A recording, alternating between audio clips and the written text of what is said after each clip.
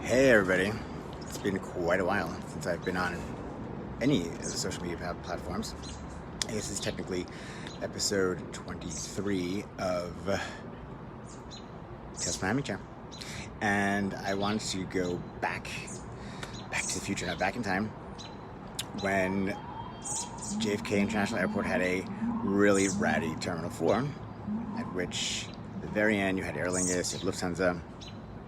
I don't know how many of you know that I worked the baggage room at Lufthansa in the summer of 1988 because I didn't really want to go to Germany that summer anymore between junior and senior year. So Papa said, yeah, get your license, get a job in the baggage room. So 6'4" lanky Marco loaded all those flights. You know, one thing led to another. I went back after high school and stayed in passenger service and came back after grad school. I'm not sure if I like this mouth moving thing. It doesn't completely match up, but I digress. So, two fun little things. I mean, a lot of fun things. Maybe I'll reveal more as we have episodes. And but the first one is not super exciting. The second one is like probably worth money.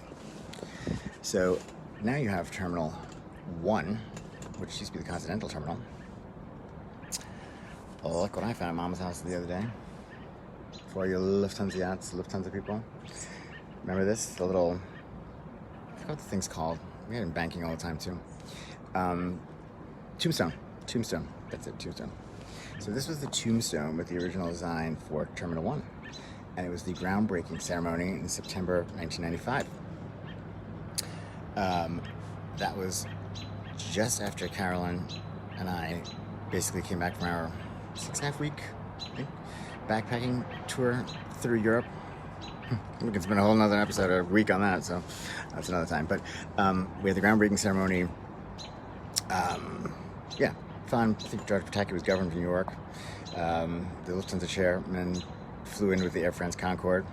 Didn't last much longer, did it?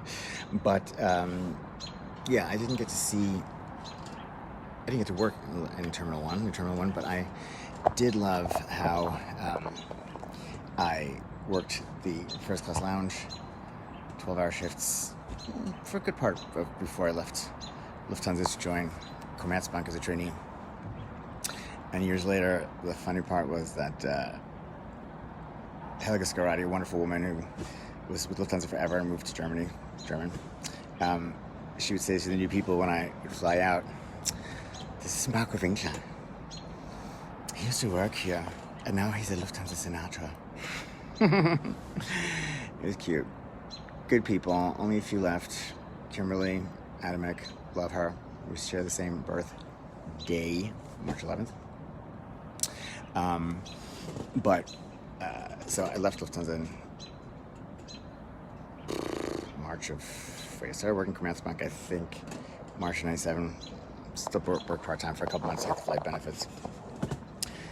And in 96, I guess it was, I worked my 12-hour shift, printing out the list, and I see on the list William Bradley Pitt. I'm suspecting who could that be? And back then, like a lot of these movie stars booked like Air France, Lufthansa British to kind of throw people off, and looked at the reservation, and it was some woman coming from LA, him getting in New York, and the booking was JFK, Frankfurt, Salzburg, Austria, for those of you who don't know it, Frankfurt, Caracas, Venezuela. So I told the girls at the first class check-in counter, because I was, third floor, locked away from the world. Caviar, champagne, like Robin Leach always dreamed for us to have. And they called me up, like, "Oh my God, Marco, it's Brad Pitt. He's kissing Gwyneth Paltrow, dating ourselves. He's kissing Gwyneth Paltrow goodbye outside." So, I mentally prepared myself. I was also really didn't have an inkling that I was a homosexual. But just knew I liked his movies. Hey, Nancy, sister-in-law. You're the only one watching live, but everybody can watch it later. So he comes in. He's like 5. I don't think he's quite 6 foot. Won't tell the story. It's not fair for him. Sits in the back. Meets his. I think she was his agent or something. And I, kept checking, make sure everything's okay. And then I went back at one point and said, "Listen, I'm really sorry to bother you. I'm not supposed to ask for an autograph, but I really, just love your movies and everything. So do you think you could give me one?" He's like, "Yeah, of course." And meanwhile, I couldn't find a freaking black marker anywhere in this lounge. I had a wax pencil. But he goes, "Oh, well, do you have something to write the autograph on?" I'm like, "Of course."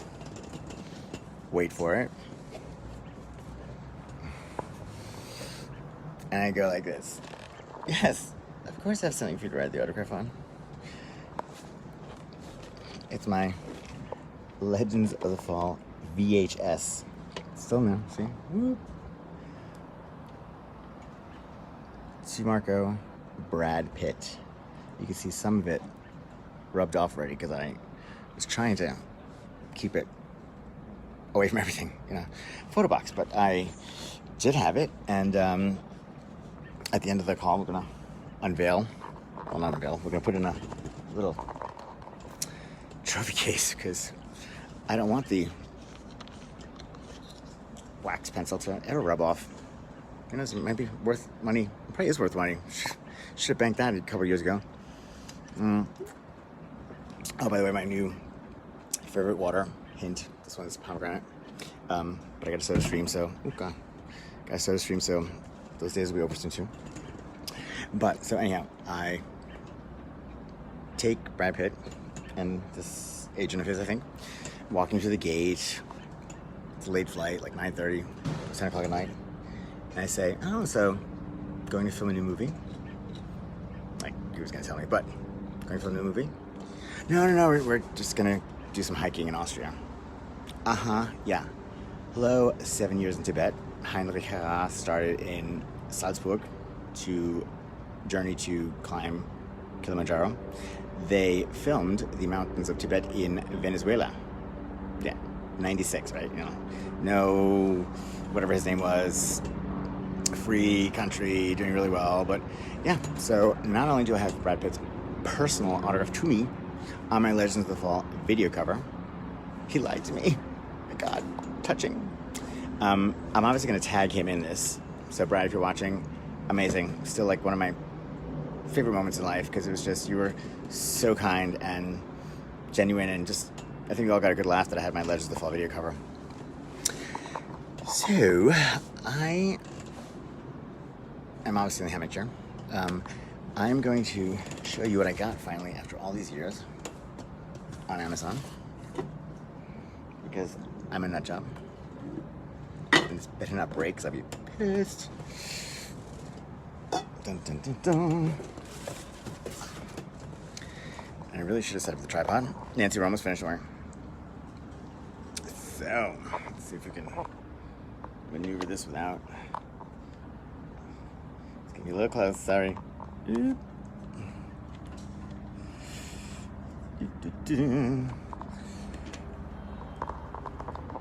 Look at that.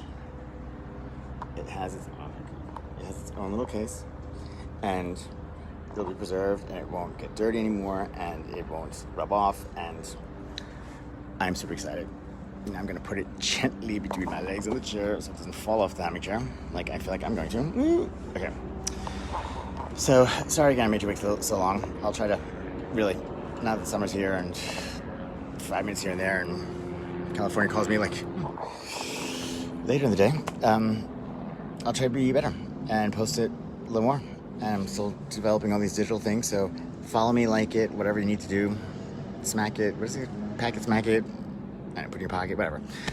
I know some of you guys, some of the states are going up. Thank God New York went down. Going out, get to see my family. Happy days are here again. Be careful, stay safe. I felt, honestly, on a sad note, my mother had a little injury the other day. She's fine. She's a trooper. But it was the day before Governor Cuomo lifted the restrictions for hospitals. And I didn't even think about that, but my niece Erica brought her in. I checked her in, and they're like, oh, you have to go. I'm like, what do you mean I have to go? I couldn't even sit in the waiting area. I felt the weight of everyone on this planet who could not be in a hospital with, whether the person, the family, the friends had COVID or something else, but couldn't go in the hospital, sat outside that New York Presbyterian, Cornell Weill Emergency Center, and just sobbed. And hopefully lifted some of the burden for millions of other people. Sure, it didn't, but I like to think that Pisces saved the world. So, again, it is serious. I try to bring you a little joy. Let's all bring joy. Let's be nice to each other. And love you all. Miss you. Take care of yourselves. Good night.